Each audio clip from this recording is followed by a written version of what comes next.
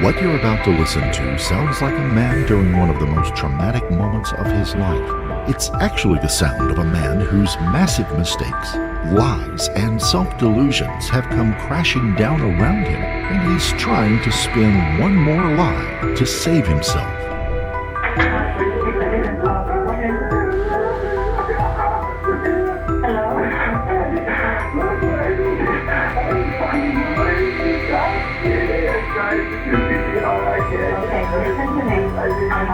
Can you tell me what your address is?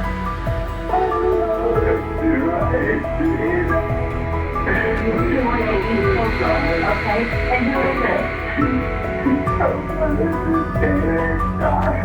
Your name is Dan? Okay, your name is David? Okay, who is it that's not breathing? Your wife is not breathing?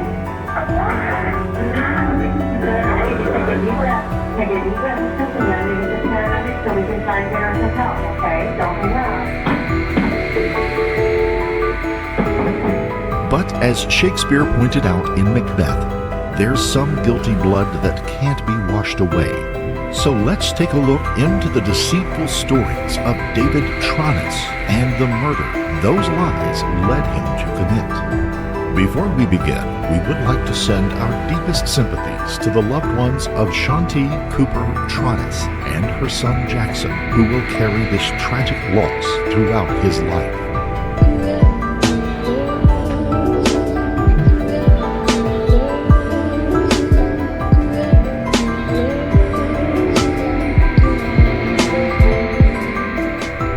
David Tronnes and Shanti Cooper had both recently come through divorces when they stumbled across each other on an internet dating site. Shanti was a hardworking, attractive woman with a young son and her own thriving business in Orlando, Florida.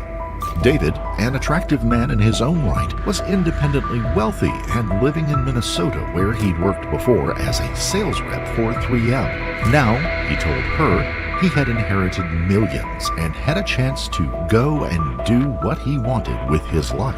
It didn't take long for him to sweep Shanti off her feet, and the two became very serious. Serious enough in 2015 for David to leave the chilly northern climes for sunny Orlando and all that it had to offer in the way of opportunity, entertainment, and relationships. David moved to Orlando, and the two very quickly solidified their relationship now that they were in actual contact. He took care of things like a person who had his own wealth. When it came time to make the decision on whether to make things permanent or not, he really set his plans in concrete. He took $607,500 of his own money and purchased a home in the city with cash. The house was in Delaney Park, in a neighborhood near Orlando, Florida. A well-established neighborhood that sprang up in the 1920s. It featured that trendy kind of feel that was attracting new buyers, investors, and quite a few property flippers. It was the perfect place for a young couple looking to settle down and become part of the community. The property, located on Copeland Drive, was just over 4,400 square feet and featured a large garage and an in-law suite that would serve as either an office or possibly a rental apartment. It had its own swimming pool and an outdoor kitchen. While these sound like wonderful bonuses, each would become something very important to the day-to-day life of David and Shanti, along with their young son Jackson. Over the next 2 years, the couple dated, they built a relationship, and got married on March the 22nd, 2017. David became the stepfather to Jackson Cooper, and the three began living together. They also began the long process of trying to renovate the property. Renovations, as any marriage counselor or building contractor can tell you, are one of the most trying, difficult, and dangerous things that a married couple can take on when it comes to preserving their marriage. And that's if the couple knows what they're doing and has competent people working for them. The day-to-day grind of the work being done and having to change your habits to accommodate the work and workers just creates a massive amount of stress. In this case, it was compounded greatly by Shanti operating her very lucrative financial software business from home out of the office. Since there was ample office space in the home away from the rest of the structure, this should have been okay. But then, the larger and larger renovations had the couple also moving their living quarters into that in-law suite and made things even more difficult. Shanti maintained her work and shelled out the money to cover the cost of the renovations, a cost that would run into the range of $250,000 over the next year. David was on the job every day, overseeing the work that was being done, directing it, and managing the process of making it all work out. Except there was one glaring problem.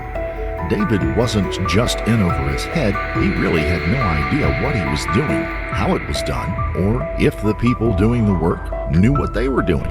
It was a disaster, a veritable money pit.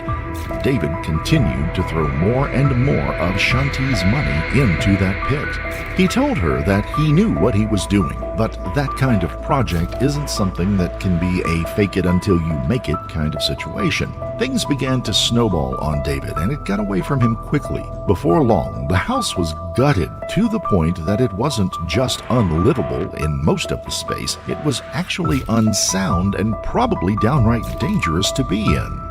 And Shanti eventually hit the end of how much she was willing to invest. The project had swamped the pair, and David was desperate. But wait, wasn't he a millionaire? Didn't he have a lot of inheritance money? Looking back over things, it appears that David was not where he thought he was or said he was financially. It had been a few years since he worked for 3M, and while that had been a well-paying job, there isn't much evidence that he had a lot of money in his home. While the house was paid for in cash, he hadn't purchased it, actually. He put it into a trust with his mother. Perhaps she had provided the financing for it, or perhaps he had done so in case the relationship didn't work out, protecting himself against a future lawsuit in case there was a breakup. When he and Shanti married, curiously, he never made a change to the title of the property, retaining it in the trust with his mother. Now, Shanti had apparently had enough of putting money into the project as well as living in such tiny, cramped quarters. While she and Jackson lived upstairs, David had relocated downstairs and was living with the family dog.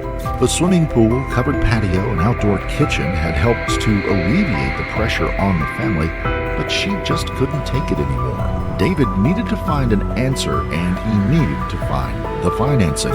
The problem is, he had no money. He had worked at the project for the entire time, but had no other employment. Then he stumbled across an idea of a possible way out. He saw a TV show on one of the many home improvement channels called Zombie House Flipping, and found out that one of the personalities, Keith Ory, worked in the general area of Florida. By being part of the show, the couple could get the project finished and at least some financial support in the process. David's first attempts to become part of the show didn't pan out, but he persisted and eventually got their attention. It was a great-looking property from the outside, but obviously a disaster from the inside, and the couple who owned it were attractive and willing to be on camera. Dave just called me on the phone and asked if I'd come by and take a look at the project. He said that they had done some work. They had fully disassembled this house to a degree that I'd never seen before. It was rather astonishing. It was largely wide open, like you're inside of a giant shoebox. Producers from the show met with the couple and set up the process of getting the project underway. I became aware that they were going to be involved in the Zombie House Flipping show. So I'm really excited about that. That's actually. Productions like this just don't happen overnight, and things had to be scheduled months out, meaning the couple not only had to wait, but couldn't do any additional work on the property until the production began. In the intervening months, Shanti lost her desire to be a part of the show and quite possibly lost her desire to be a part of the marriage as well.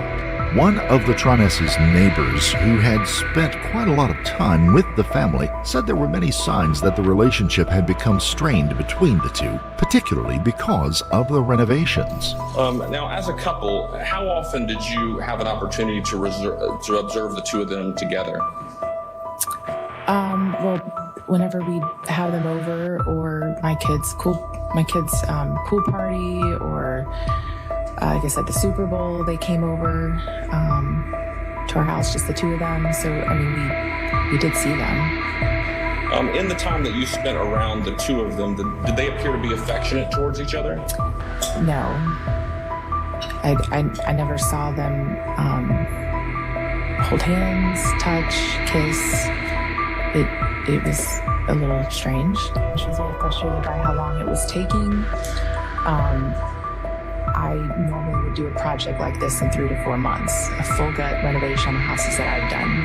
And she knew that. At the last pre-production meeting, just a month before the cameras were set to roll, Shanti refused to be a part of the discussion. As the producers waited in the house, David was able to coax her back downstairs to speak with them. But according to testimony from her personal assistant, she had obviously had enough at this point.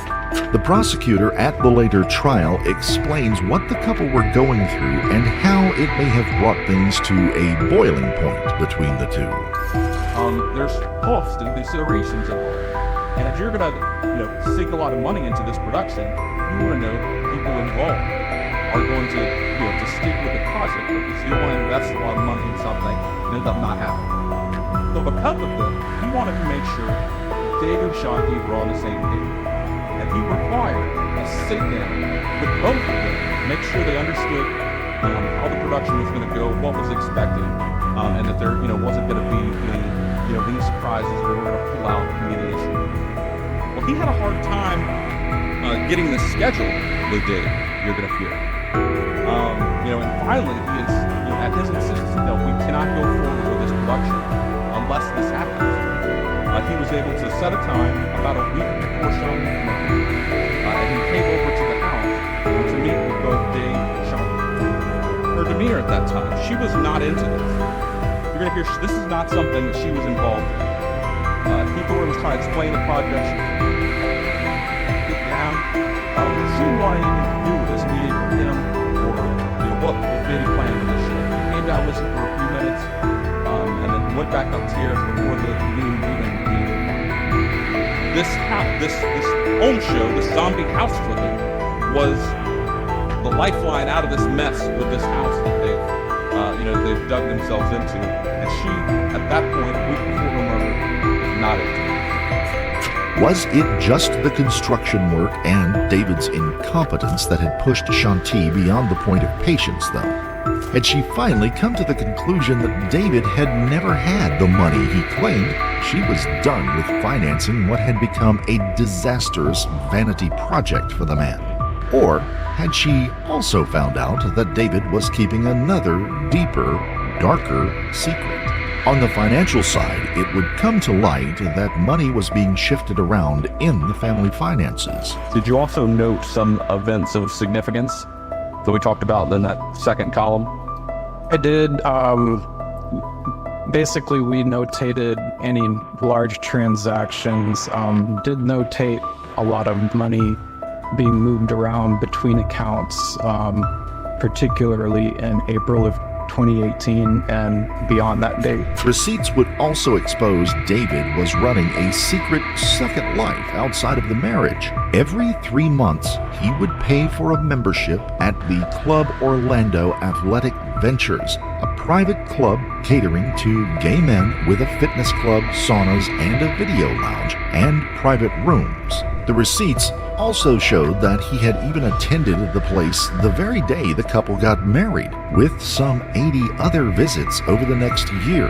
A long-term employee of the club would tell investigators that he had seen David at the property engaging in sexual activities with other club members and visitors. Marriages have ended for much more trivial reasons, and it appears that David and Shanti's was on the rocks. Her personal assistant and nanny would speak about the pair at the trial. Did you ever see David or Shanti argue or bicker?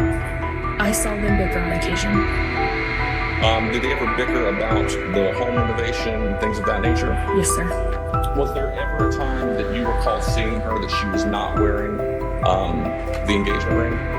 I never saw her not wear the engagement ring. The only time that she ever took off was the wedding band, because one day I reported to work and one of the diamonds had fallen out, so she had me take it to the jeweler's, but she was still wearing the engagement ring. The relationship was at the breaking point, of that there can be little doubt. And then, on April the 24th, 2018, David Tronnes made a call to the Orlando Police Department's 911 line. Let's pick up where we left off earlier.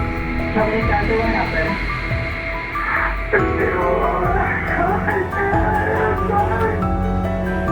Okay, what happened?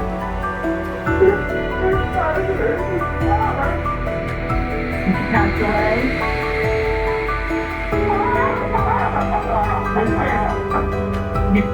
Okay, what's your name?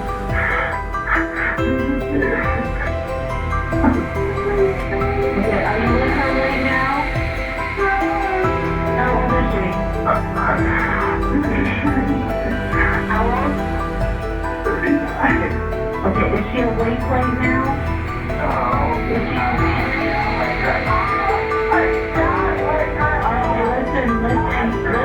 Listen. Is she breathing? No, I tried to do CPR. I can't get her to sleep. Okay. Can you get her out of the shower? Yeah, I told her. Okay, is she laying flat on her back? No. Okay. And you don't know what happened or when anything happened? Okay. Is there a defibrillator available? What? Is there a defibrillator available? No. Okay. We can do CPR. Okay. Okay. We can do CPR on her until the paramedics get there. Okay.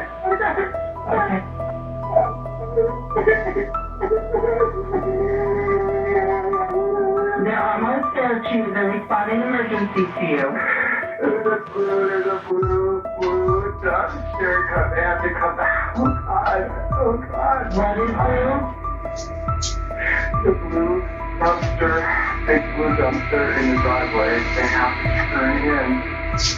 And if they can get past it, they have to go past it. If they can't get past it, they're parked out in the street. They're just parked out in the street. Yeah.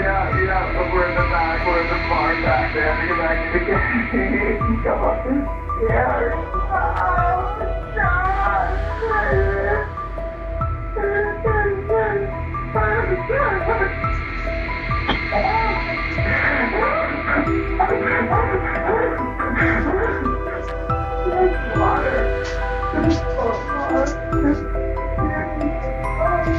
Are there any animals or anything in the house? They're downstairs. They're kennels there. Okay. They need to come up the stairs.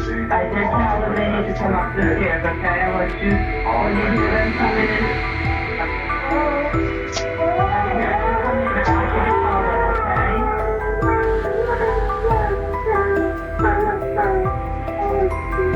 Has she been sick or something?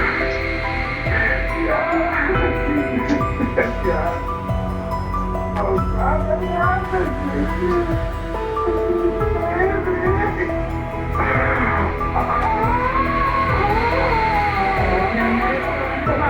I'm going to stay on the phone with you until you're ready with them.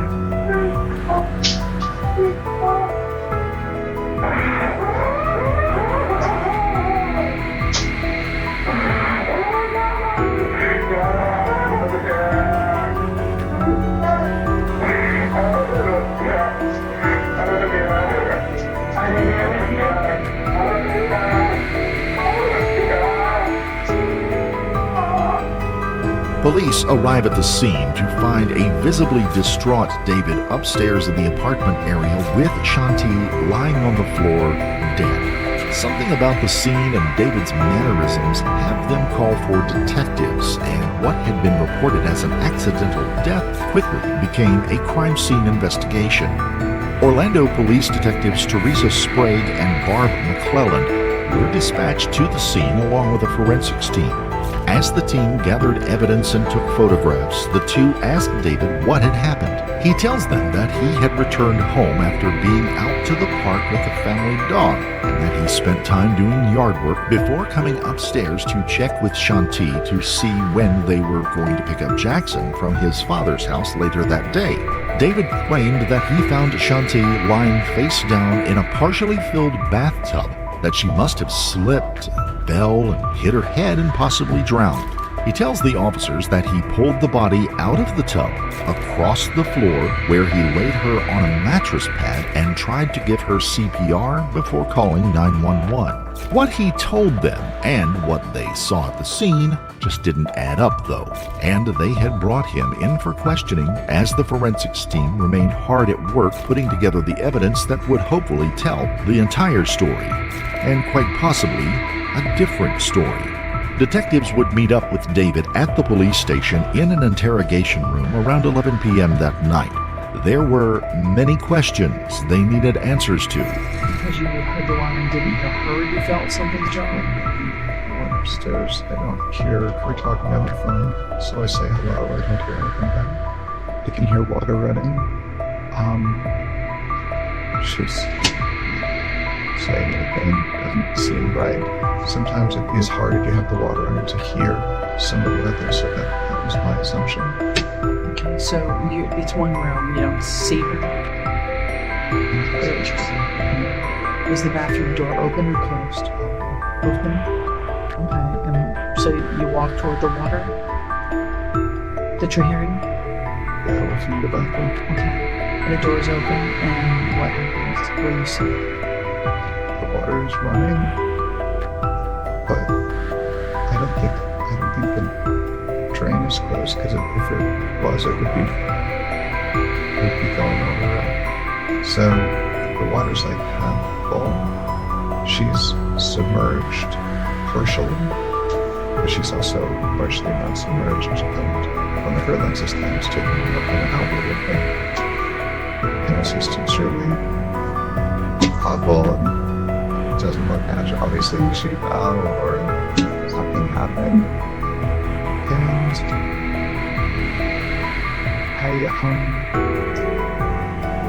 I tried to pick her up. I threw the water. I tried to pick her up. She's still. She's still. It's hard to pick her up. She's not. Like a sack of potatoes. It's not easy. Probing with me, grabbed her arms and kind of pulled her this way. And over, I think partially over, and this when I realized that I wasn't going to be able to carry her. I tried to pull her. And being as careful as I could, and at the same time I wanted to get her off the rock. I was screaming, what's wrong? And I pulled her out into the other room, and I didn't know what to do. He then goes on to tell them about how he moved her across the room. They seem unconvinced. It was hard to move her that way, so I turned her and I held on to her wrists. I thought that I still think that there's something I can do to help. And I'm kind of moving her, trying to get her, to shake her a little bit and trying to get the water out of her lungs. I got her in front of the couch and I had to stop. I put her down and I tried to lift her head up to kind of clear, I guess it's the thing you do, people do CPR or something. And she's not responding, she had blood coming down her face and on the side of her body. And I'm still thinking somehow I'm still thinking that she's going to be okay. I think that I'm going to take the mattress pad off the bed. I set the mattress pad down under the bitterness of her unimaginative and her limbs. I wiped. I didn't know what was going on. I didn't know how much of iron tone that I used to pull her out of the shower or out of his tub with. I tried to wipe. Oh, Where was the blood coming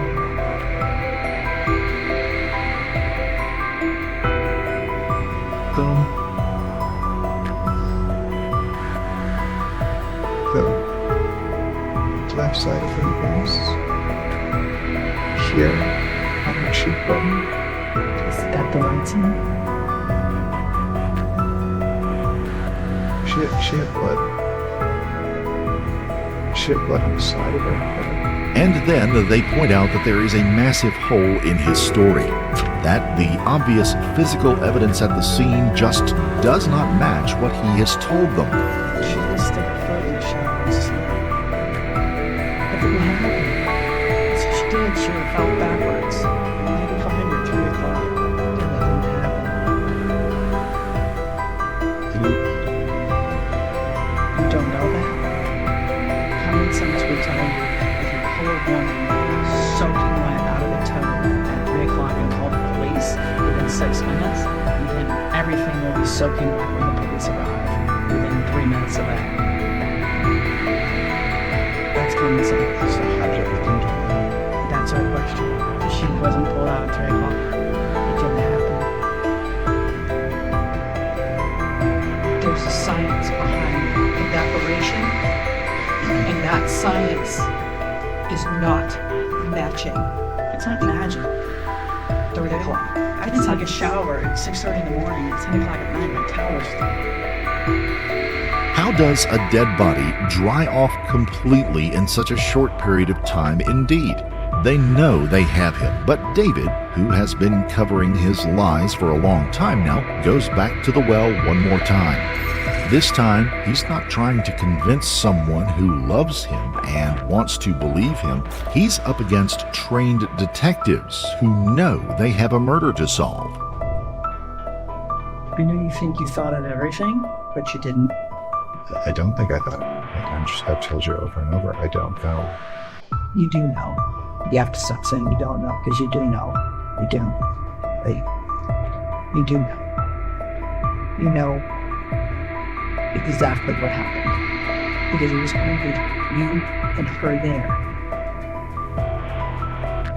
There was nobody else there. Nobody. I don't.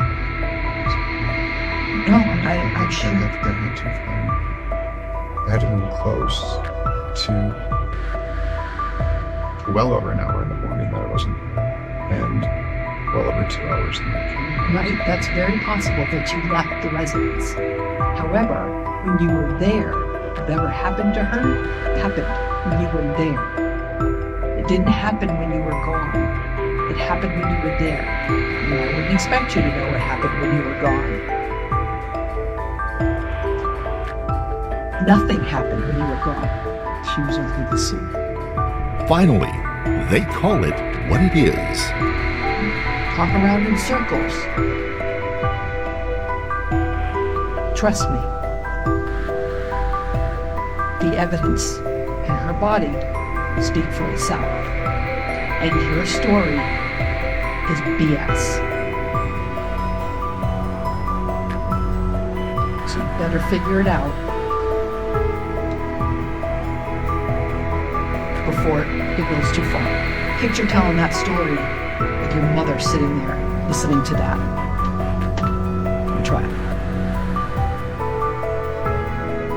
Look, as it's picked apart by everything you told us is picked apart by everyone who does it. And we haven't even hit on everything. We're holding some of it back waiting for the truth. BS about 3 o'clock in Thompson. It's crap. It's crap. You know it's crap. It's a crappy story. Yeah, you don't know what happened when you were gone. I get it. But you know what happened when you were there. And that's what counts. And then they let him know that the crying fit he had on the phone and at the scene had fooled no one. You know, you fake cried for about 7 or 8 hours. Not one tear came out of your eyes, not one. Not one. Not on scene with the officers, not in this room. You have fake cried over this woman's death since we made contact for hours. And every single time you fake cried, you really did. Not one tear came out of your eyes, not one. Nope. Okay? We've been extremely patient with you for a very long time. I'm losing my patience at this point because there is not a lick of remorse for what you did to this woman. Not even a little bit. Okay? I'm really starting to believe you wanted her dead. And I'm really starting to believe you planned it. Maybe. Because not a lick of remorse. Not even a little. You sat there for the last 2 hours and stared at her picture, and you haven't cried. Not one tear. You're staring at a woman you're telling us you're in love with, and you've done nothing the whole time. But close your eyes, huddle up, and protect your own ass. And that's all you've done. You've not shed one tear on that picture. Not one. You claim to love that woman. I would be under the table and a ball if I was in love with that woman and she was dead. I would be inconsolable. David was arrested, booked, and charged with first-degree murder of Shanti Cooper Tronnes. Jackson would remain with his father, and someone had the terrible task of explaining to the young boy that his mother had been killed and that his stepfather had been arrested for that murder. David and the COVID epidemic would delay the trial for 5.5 years. Along the way, David would hire and then fire his attorney, and then start over again with a new one. He would go from being an attractive 50-year-old man very concerned with his looks to a 55-year-old man who looked like time and trouble had finally caught up with him. Let's return to Detective Sprague, now on the stand in the case, as she returns to the straightforward observations about the dryness of everything at the scene. Only with the blood stains, where there was deep blood stains on the carpet that had appeared to have some water around them, but she wasn't wet, her skin was not pruned. Her clothing appeared damp but not soaked. Her hair was messy and appeared damp but not soaked. But the carpet itself didn't appear wet except for where those soaked blood stains were. Did you see any signs of water similar to what you're describing around the blood stains by the bed between the bathroom and where she was found? None. Did you see any blood, like trails of blood, like had she been dragged and left those marks underneath that bathroom? No blood on the carpet, no water on the carpet, even from the bathroom to where she was. The bathtub floor was dry. The tub was dry. There's dried, diluted blood on the walls. There's dried, diluted blood in the tub. The rug is pushed forward. That's not wet. The floor's not wet. The carpet's not wet. By diluted blood, what do you mean? In other words, on her body, you can tell that it's dried blood, but it's not. It hasn't had water in it. So the dried blood in the tub or the dried blood on the walls had definitely been mixed with water and then dried in that fashion. Based on your observations at this point in your walkthrough, did you reach out to contact the medical examiner's office? I did. The jurisdiction over her at that point, over any decedent in Florida, especially one that's been murdered, is the medical examiner's office. So I contacted the district medical examiner's office and I spoke to investigator Ralph Kalachi and I told them, we're not ready for you to take her. We just got her. We just got here. So we're not ready for you to transport her. But I really do need your expertise and we can't touch her. So we really need you to come out. So at 5:14 I called investigator Kalachi and he and Laura Casper came out. At this point in time, what had you been told what had you been told about the 911 call or the reason for the call out? I only spoke to Officer Wilson and Officer Marsh, and they advised that they had received a call that she had been found by her husband in a tub of water, and that she wasn't breathing. So they thought they were going to, it's a signal for us is 59, but like a, okay. Okay, so the evidence doesn't seem to indicate that she had been freshly pulled from a bathtub of water. Did anything seem to indicate that she hadn't fallen and hit her head, resulting in her accidental death? Prosecutors relied greatly on the findings of former District 9 Deputy Chief Medical Examiner Dr. Gary Utz.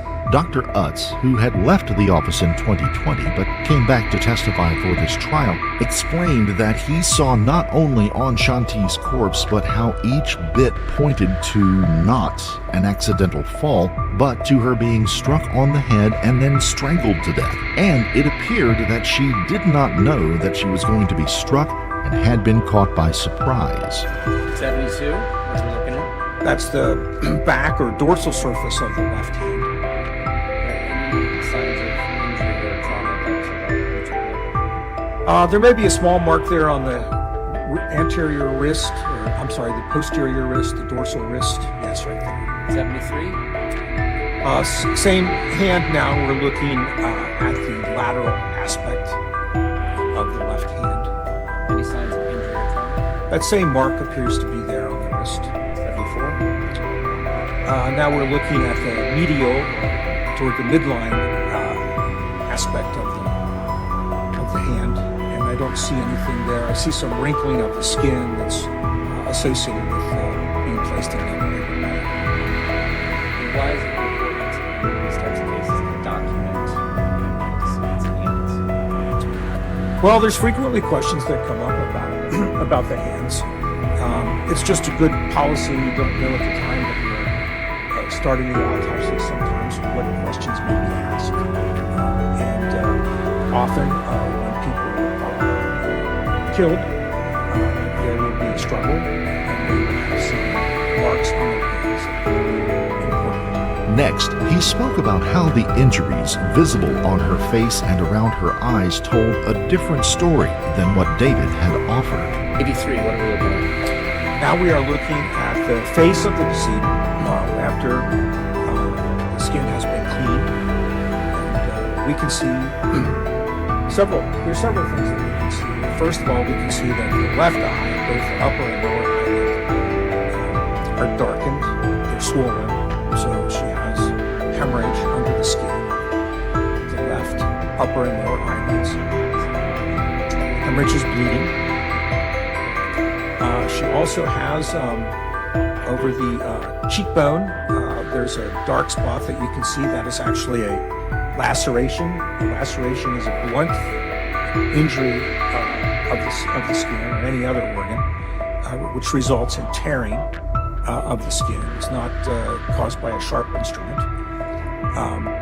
And that actually goes down to the bone. There didn't appear to be any fracture there. Then you can also see that there's some swelling associated with that injury on the left side of the face. She also has a number, if you look at the facial skin, she's got some small dots, dark red dots on the skin surface. Those are petechial hemorrhages. Those are small, very small hemorrhages that occur on the skin, primarily in the face, the eyelids, or in the clear lining of our eyes. What sorts of things cause this particular hemorrhage? Well, they can be seen in a lot of cases of traumatic and natural deaths. They're most commonly associated with deaths associated with strangulation or compression of the torso. And although they can occur in many circumstances, it's a matter of degree. So usually in a case of strangulation, and they are present in the vast majority of cases of strangulation, you will see quite a few petechial hemorrhages. Whereas in cases of people that die from heart disease or whatever, some other type of trauma, they can have scattered petechial hemorrhages, but usually not to the same extent that you see in a person who has been strangled. Well, when the tissue is injured, there's actually a leakage of fluid from the vasculature, and that's what causes the swelling. Is that process the same in somebody who's alive versus somebody who's deceased?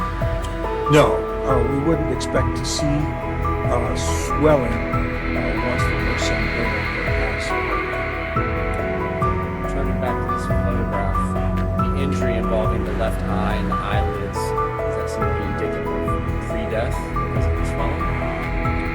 The swelling and the coloration. I mean, there can be circumstances, for instance, if I were to autopsy a person who didn't have dark swollen eyelids like that, turn them over on the autopsy table and leave them like that for a day, they could develop something that looks similar to this. Could the killing have happened well before the time David said he found her?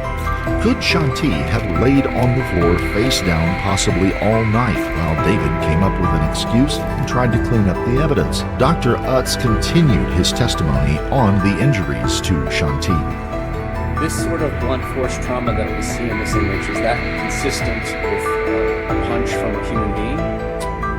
Could be. It could be a fall. It could be any number of things. Any number of injuries can cause this type of appearance. And the injury on the cheek, is that also consistent with a punch from a human being who might have been wearing a ring on one of his or her fingers? Yes. And you said that injury went down to the bone? It did. Is that the sort of injury that would have required stitches or sutures if she had survived the attack? I think most likely, yes. He then detailed how there were abrasions to Shanti's thighs just above the knees. We're looking at an 85? Now we're looking at the lower torso, and here we can see most prominently over the superior aspects, the upper aspects of both knees, there's abrasions there. So as I mentioned earlier, the skinned knee, the difference here is that when you fall and skin your knee, the abrasion is actually a little bit below the midline of the knee. In this case, these abrasions are above the midline of the knee. So that leads me to believe that these were most likely caused by dragging the individual in a face-down position.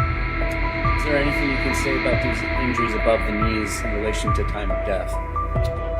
No, they appear to be, they appear to have occurred either right before or right after the death. They appear to be the same age as the other injuries that I've seen here.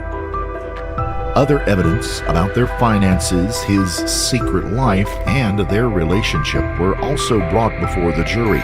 David Tronnes could and did not offer any kind of real effective defense. After 6 days of testimony, the case went to the jury and a verdict was returned.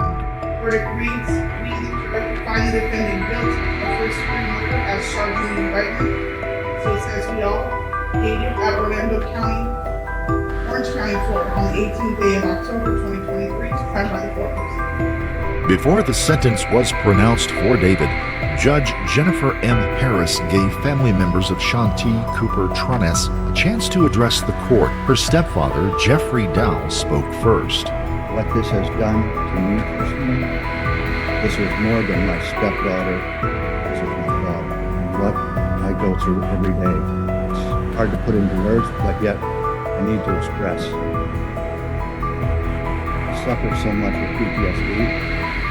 This has affected me so much that it withdrew me from my grandson.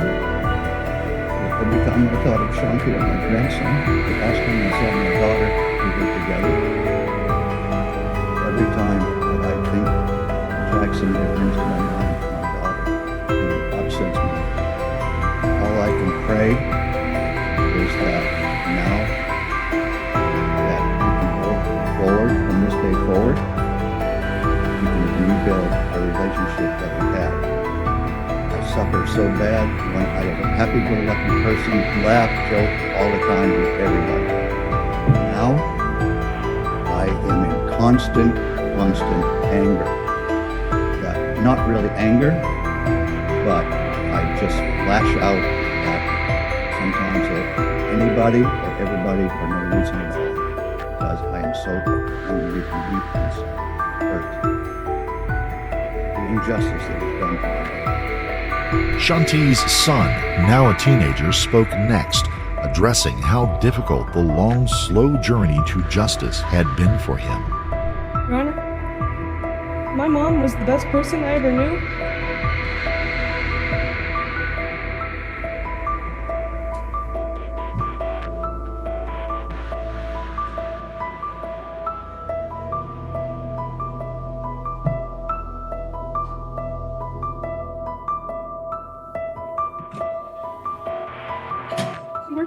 she never put her family over work. Early 2018, she was taken from me and my family. It's like a hole in my heart that I can't fill or fix.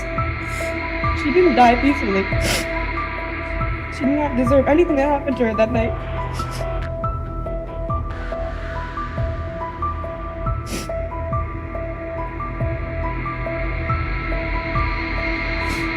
My family and I have been waiting for about 5 years for justice. I miss her so much. I would have never thought the day before was the last time I would see my mother alive. I miss the times where we would go to Universal, or just the simple times, like walking the dogs or going to the park. She was the best mom I could ever ask for. That's it. Shanti's ex-husband, James Cooper, perhaps best spoke for the loss and difficulties David Tronnes had caused. When Shanti and I were married, we tried for years to have a child, no success.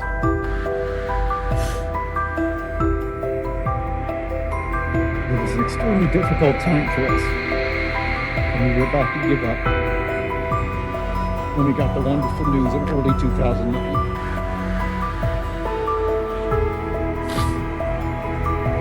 We did our best to raise him together, but as you know now, it is not without its curveballs and heartaches. And when we divorced, as difficult as it was,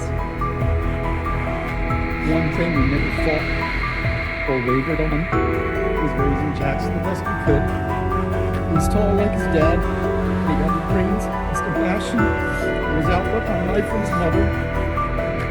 And there are now moved forward to two very wonderful sons.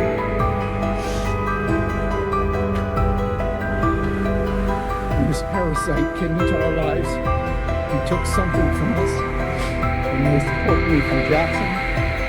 And what he took is not replaceable. It is something that I struggle with every day. We lost a good parent. It is still unfathomable to me what he did to her and what he put Jackson through. He knew and he saw firsthand how special their bond was, and he still tortured him and brutally ripped her from this world, our lives, and Jackson's. As I've struggled to understand, to this day, the only word I come back to is evil. Only evil would do what he did to her and Jackson, and he had the choice not to do what he did. For every wonderful achievement he experiences, as the young children do when they grow up, it bothers me as we experience these moments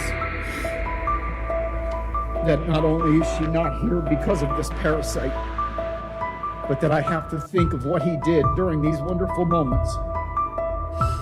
Awards at school, great report cards, acting in the school play, and I don't know if that will ever change, but it makes me so proud to see him flourish, knowing she had an everlasting impact on him, despite what this parasite did.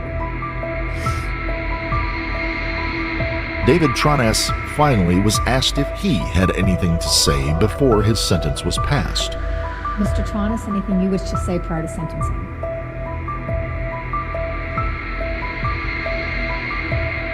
I think you just said no, is that right?